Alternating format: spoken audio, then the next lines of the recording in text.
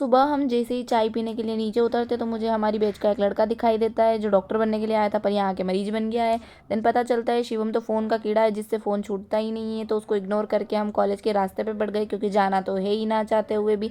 जाकर अपने मित्रगणों से मुलाकात की और मुलाकात करने के बाद ये बच्चे दिखे जो स्वयं पे हंस रहे थे या हम पर, हमें समझ में नहीं आई। फिर हम ऊपर लैब पे गए और इन हड्डियों से मुलाकात की। ये पता नहीं किसका जबड़ा हमें मिला और हम हड्डियाँ देख के ये डिसाइड कर रहे थे कि इन हड्डियों से डांडिया कौन खेलेगा। तो मेरी फ्रेंड बोल रही थी मैं दया भाभी हूँ तो मैं खेलूंगी, बट उसको इग्नोर मारते हुए मैंने इस दिल पे ध्यान दिया, कितना प्यारा है बट किसका है पता नहीं। और ये फेफड़े तो सिगरेट पी पी के जला दिए तो काले पड़ गए।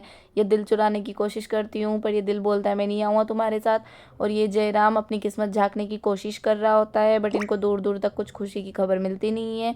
देन ये अपने मैंडिबुलर से इस मैंडिबुला को मैच करता है जो बिल्कुल एग्जैक्ट निकलता है, तो अगली बारी तुम्हारी ही होगी। देन ये बच्चे कुछ lacrimal gland and all discuss कर रहे थे, मुझे समझ में आया था बट इनको इग्नोर कर दिया मैंने।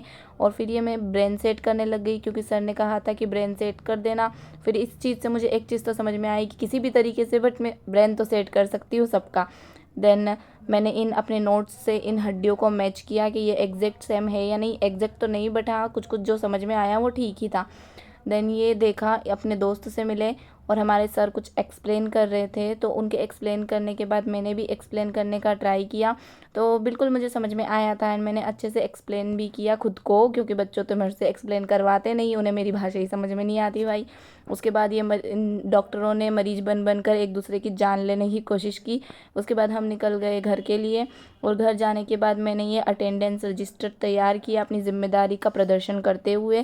जिसके बाद ये बच्चा जो कभी नहीं पढ़ता वो आज पढ़ता हुआ दिखाई दिया, पता नहीं क्यों। फिर मैंने अपने मरीज को दवाई दी क्योंकि मम्मी ने बहुत सारी दवाइयाँ पैक करके दी थी और उसकी तबीयत ख़राब थी।